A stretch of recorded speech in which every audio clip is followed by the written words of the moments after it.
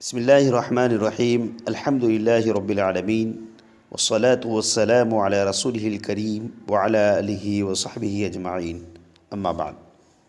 معزز ناظرین و سامعین، جیسا کہ ہم جانتے ہیں کہ ہمارے پیارے ملک بھارت میں دو قومی تہوار بڑے زور و شور کے ساتھ منائے جاتے ہیں، ایک 15 اگست اور دوسرا 26 جنوری۔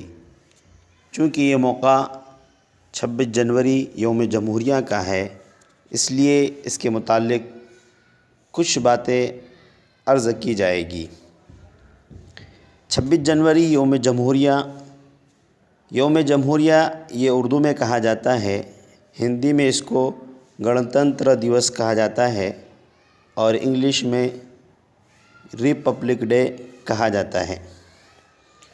یوم جمہوریہ، اس میں جو جمہوریہ ہے، جمہوریت کا لفظ ہے، یہ عربی کا ایک ورڈ ہے، جمہور سے بنا ہے، جس کا معنی اکثر کا ہوتا ہے، زیادہ، اور جمہوریت سے اکثریتی رائے مراد لی جاتی ہے۔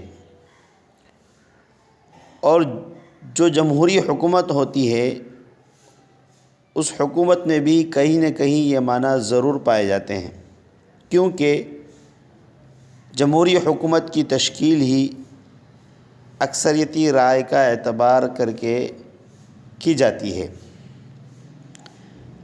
جمہوریت کو انگریزی زبان میں ڈیموکریسی کہتے ہیں، جو یونانی لفظ کے دو الفاظ سے مل کر بنا ہے،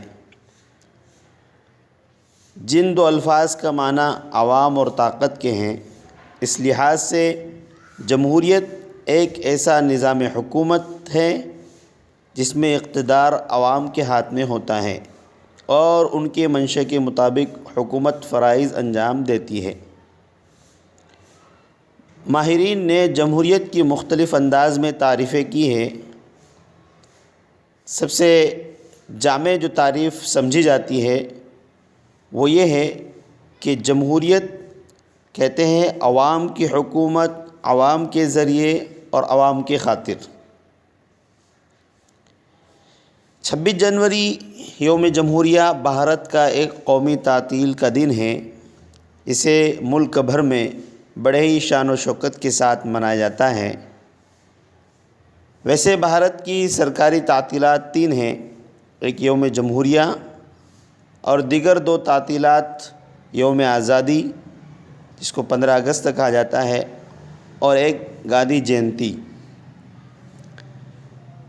اگرچہ ہندوستان 15 اگست 1947 کو برطانوی تسلط سے آزاد ہو گیا تھا، لیکن 26 جنوری 1950 کو ہندوستانی تاریخ میں اہمیت اس لیے حاصل ہے کہ اس دن ہندوستان کے آئین کا، قانون کا نفاذ کیا گیا اور ہندوستان ایک خود مختار ملک اور ایک مکمل طور پر ریپبلکن یونٹ بن گیا، جس کا خواب ہمارے رہنماؤں نے دیکھا تھا، اپنے خون و جگر سے گلستہ کی آبیاری کی تھی اور اپنے ملک کی خود مختاری کی حفاظت کے لیے جام شہادت بھی نوش کیا تھا۔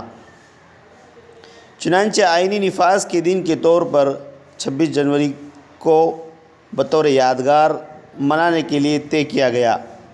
یہ دن آزاد اور جمہوریہ ہند کی حقیقی روح کی نمائندگی کرتا ہے، لہذا اس دن ہمارا ملک ایک جمہوریہ ہونے کے ناطے اسے بطور تقریب مناتے ہیں۔ اب ملک کو آزاد کرانے کے لیے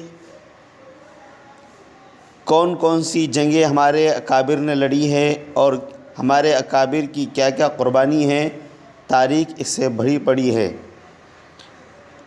اس لیے ہر ملک کے ہر باشندے کو اور خصوصاً ہر مسلمان کے لیے ضروری ہے کہ اس تاریخ کو پڑھتے رہیں، اپنے بچوں کو بھی اس تاریخ سے واقف کرائے تاکہ وہ جان سکے کہ ہمارے اکابر نے اس کے لیے ملک کو آزاد کرانے کے لیے کیا کیا قربانیاں دی ہے۔